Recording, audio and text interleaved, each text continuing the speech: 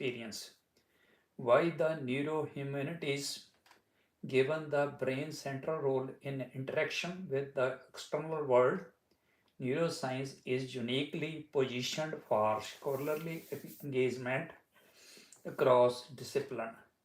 Despite the field's embrace of multidisciplinarity, recent expansions in neuroscience have occurred primarily through implementation of exciting new technologies, innovating engineering methods, and advances in computational analysis. Far fewer advances when made through the fresh intellectual engagement with the diverse and complex issues central to human experience. Here, argue that the time is right for a closer partnership between specific domains of neuroscience and their counterparts within the humanities, which we define broadly as all aspects of human society and culture, including language, literature, philosophy, law, politics, religion, art history, and social psychology. For the humanities, such as partnership can provide potentially richer and deeper insights into how minds create, engage with, and respond to experience. But of equal importance, it would expand the purview of neuroscience beyond the range of well-defined phenomena whose precise mechanisms are currently amenable to reductionist approaches. In addition to the opportunities such partnership represent for new creative research, we suggest that the neuroscience also has a pressing responsibility to engage with the canvas of human experience and problems of critical importance to today's society as well as for communicating with a clear objective voice to diverse audience across professional, cultural, and national boundaries, barriers, and problems. There are several potential barriers to the broadened partnership we engage. We encourage.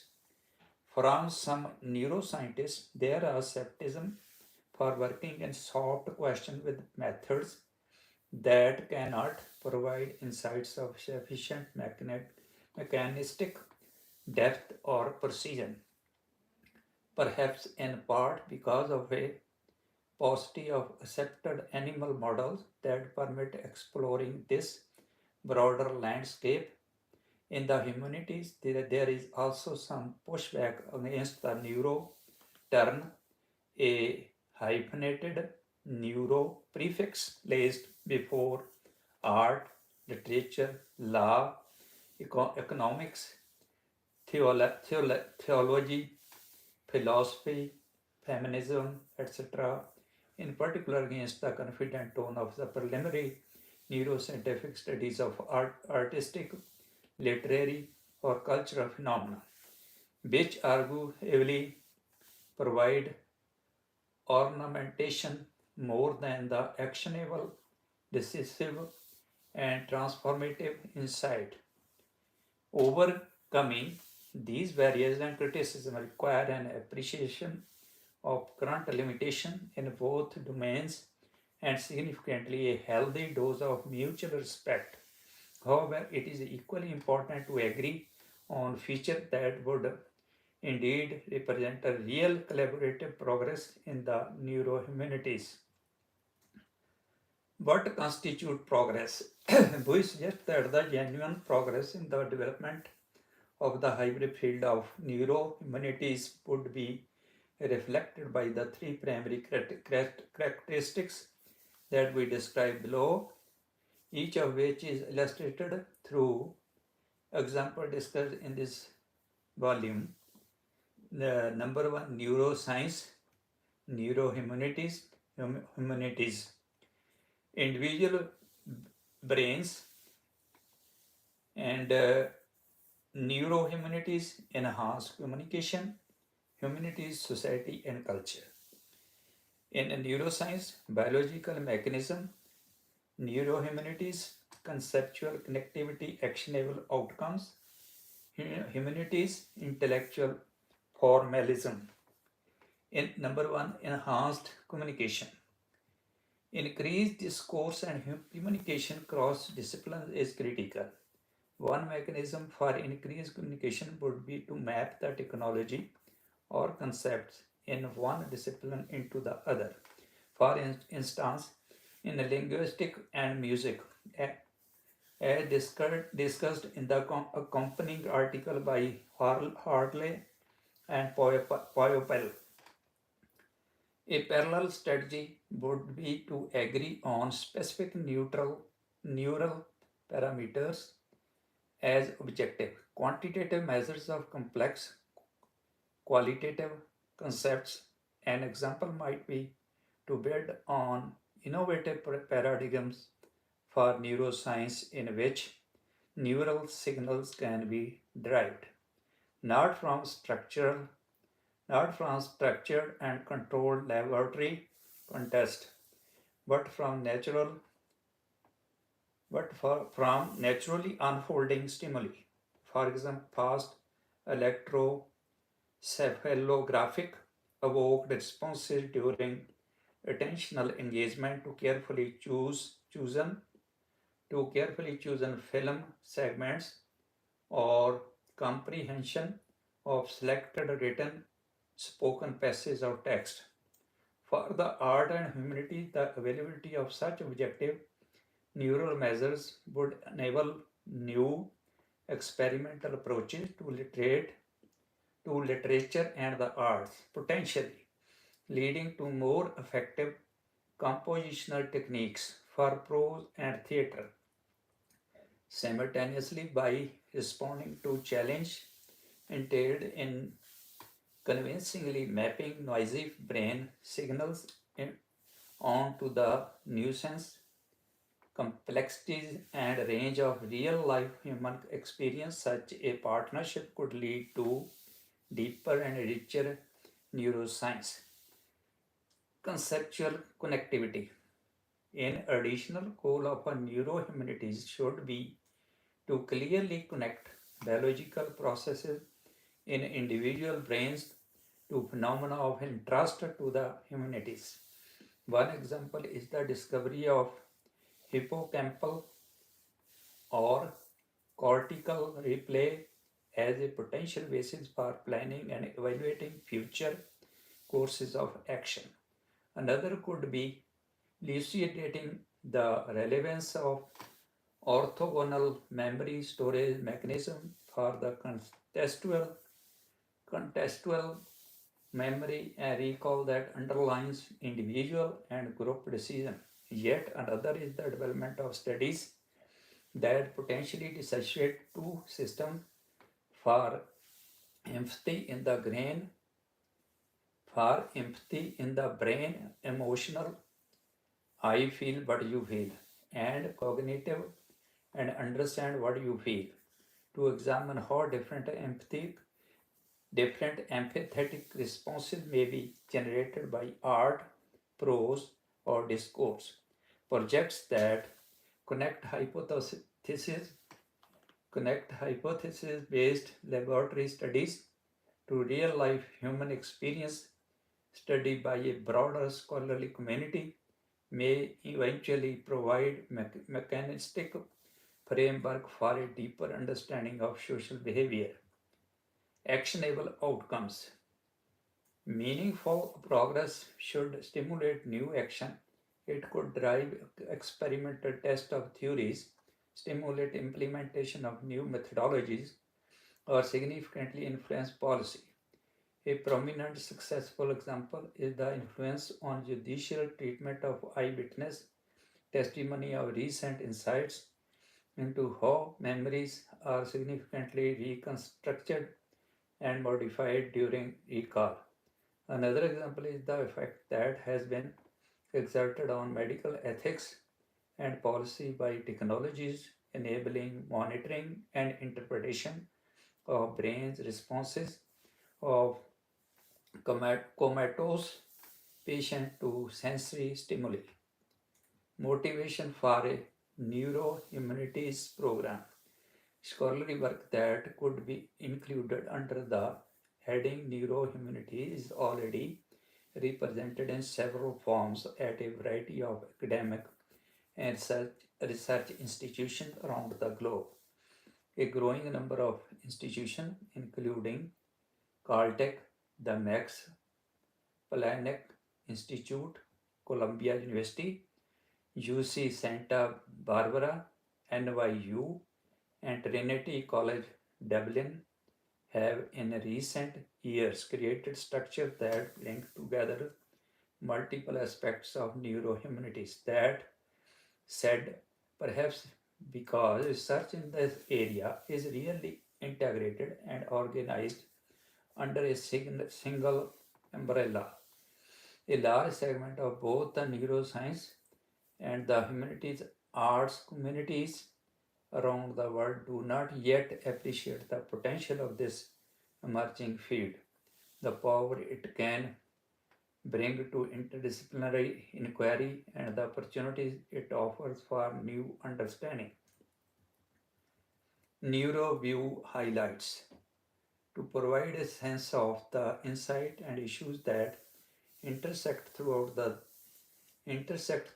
this series of NeuroViews. In the following paragraph, we will in the following paragraphs, we will briefly highlight some of the key elements in each of the essays to follow. Neuroaesthetics. In their essay, Ligia, O. Doherty, and Starr address the issue of neural mechanism that endow us all with the capacity to make aesthetic judgment, outlining recent attempts to build a framework for the aesthetic experience starting from visual input. They make the case that human aesthetic experience engage neural circuits known to be involved in reward processing.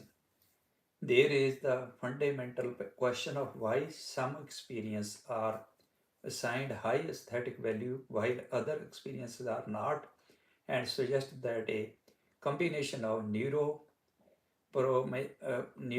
amazing and computational approaches offer promising paths of inquiry to address this deep problem. Nothing that the aesthetic experience is likely to be a non-unitary, multi-dimensional process. They further discuss how different forms of such an experience might engage differential neural system. They conclude by emphasizing how and why progress in understanding the field of neuroaesthetics require active collaboration between neuroscientists and colleagues in the arts and humanities, language, music, and emotion. The next neuro view considers both the promises, pitfalls of humanities approach in the exploration of language, music, and emotion. They propose that although these three areas of inquiry have traditionally been the province of the humanities, with the remarkable technical and conceptual advance of neuroscientific inquiry, these fundamental areas are now also available to modern human neuroscience. The authors provide clear examples of promising advances at the intersection of neuroscientific and humanistic exploration of these three areas of study. They argue that progress in theoretical, computational, neuroimaging, and psychological experimental approaches have allowed linguistic, music, and emotion to become key components of modern cognitive neuroscience. But the author also add an important cautionary note about the current limitation of these approaches because they remain largely correlational, largely correlational, but not explanatory. What not explanatory. Thus, Hartley and Poipel emphasize the need for greater conceptual revolution to provide a platform for comprehensive mechanistic explanation of these critical domains of human experience. Cultural memory. The third neuroview addresses the critical issue of memory, placing it in the broad context of cultural memory, that is, memory that are accumulated across individuals and generations. And Dudai argues that human cultures can store distributed representation of behaviorally relevant experience over broad expanses of time on the scale of centuries and millennia, thereby providing an extraordinary expansion of the notion of an engram, typically thought of as the memory of events experienced by a single individual. This broad and creative view permits the very concept of memory as an encoded experience to overcome the limited lifespan of an individual or a generation of individual. Dudaye argues that considering cultural memory in this fashion broaden the conceptual reach of the general field of memory by seeking to identify mechanism that permit the transmission of memory across such a vast temporal expanse. In his view, he suggests several imaginative paradigms to explore this type of memory, which he proposes is transmitted by considering human cultures as biocultural superorganism. He ends his view by discussing the critical point that search for the cultural engram as he proposes it provides a clear example of the critical area of inquiry that is best advanced by scholarly partnership between neuroscience and the humanities. Moral decision making. In the final Neuroview, Kelly and O'Connell highlight how neuroscience is positioned at the forefront of a new science of morality that origin seeks to uncover the origins of our unique capacity for making decisions about complex concepts such as rights, justice, and duty. They point out that this nascent discipline depart from the general questions posed by the traditional philosophical discourse, leaving aside question about what we should do to examine what humans actually do when making a moral decision. The authors outline studies that have revealed considerable overlap in the neural circuitry supporting moral and non-moral decision, suggesting that human morality does not arise from a single specialized neural module, but, form, but from an array of domain, general, perceptual, cognitive, and socio-emotional socio-emotional processes. They also highlight how the adoption of modern neuroscientific method is making it possible to perceive and measure the appraisal dimensions and computation that inform our moral choices, and thus to test and refine theoretical models, some of which bear directly on progress in philosophy. Finally, they argue that in order for neuroscience to connect with the kinds of moral decision we face in everyday life, the field should strive to implement more naturalistic paradigm to address the pivotal role that identity, stories, and context play in our moral development, memory, and the origin of identity.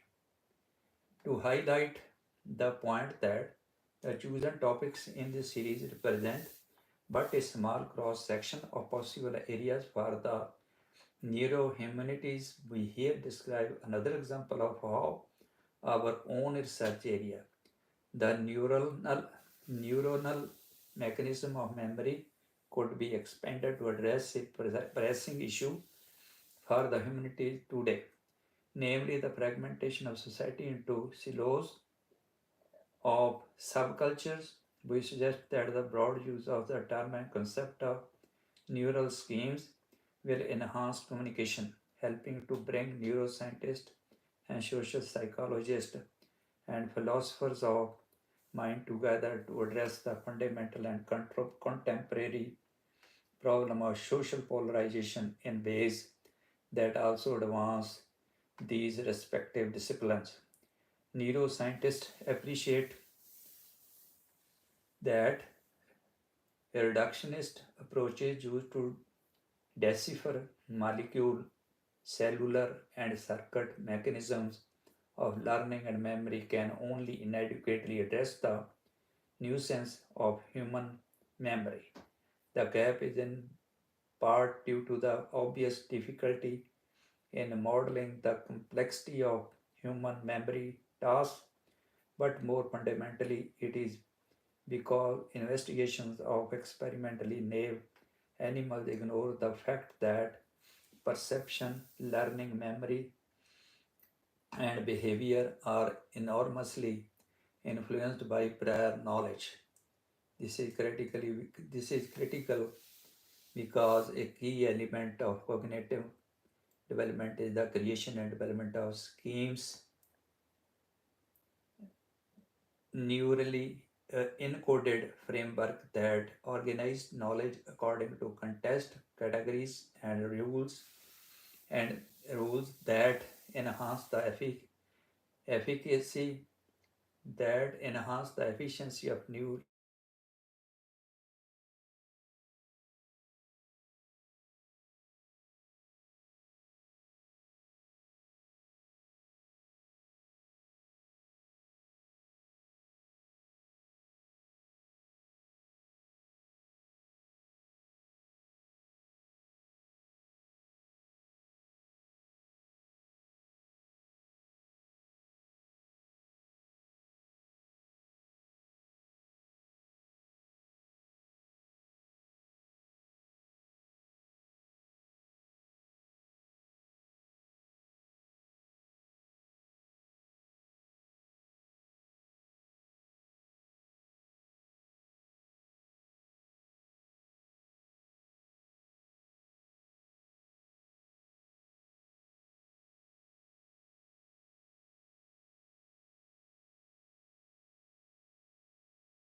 Created through personal, social, and cultural experience.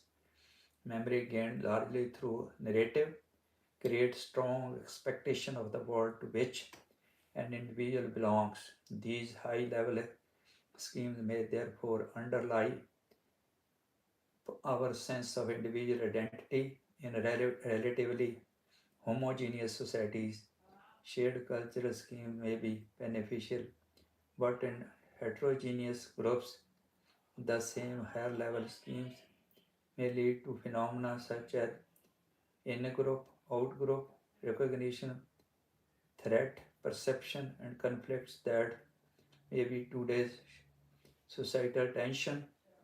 Thus, studies of how schema are encoded, regulated, and modified, as well as ways in which schemes result in selective perception and learning, represent a major frontier in neuroscience with clear conceptual connectivity to the humanities. This concept schematic knowledge has recently begun to be investigated via the use of tools and approaches of and system cognitive and systems neuroscience, yielding several high interesting insight. Higher level of schema include those associated with cultural memory appear to involve subregion of the prefrontal cortex. In support of this view, fMRI signals in those regions report schema activation and localized lesions in these regions, while impairing schematic generalization also remarkably improve accurate recall of detail. It is most likely significant that these brain regions are also activated during high level of fractions, including aesthetics, morality, value judgment, decision making, narrative comprehension, and in group out group responses, each of which are strongly influenced by framework of prior cultural knowledge. More proactive, more provocative, more provocative observations suggest that the schema activation can be regulated. For example, context or attention pointing to the existence of neural pathways that may suppress schema activation, and by enhancing prediction error signal in the hippocampus facilitate new learning of schema dissonant information as well as their subsequent assimilation into broadened schemes. These pioneering studies of schema could lead to many actionable outcomes. First, they could advance research addressing unanswered questions with respect to the neuroscience of schematic memory. How are rules and categories extracted from multiple experiences and represented in higher levels of the cortex? What is the mechanism by which schema activation filters new information? How can schema activation be regulated volitionally, or through context in order to support learning of novel schema in incurvent information? When appreciably contextualized, answer to these fundamental questions will have direct relevance to cultural and situational elements of literature, art, music, and multiple other fields of the arts and humanities. Second, transdisciplinary studies of schema could result in changes to social practices and policy. Understanding how schema activation may be regulated by emotional or social context could facilitate the development of new educational, clinical, and discursive practices to reduce schema over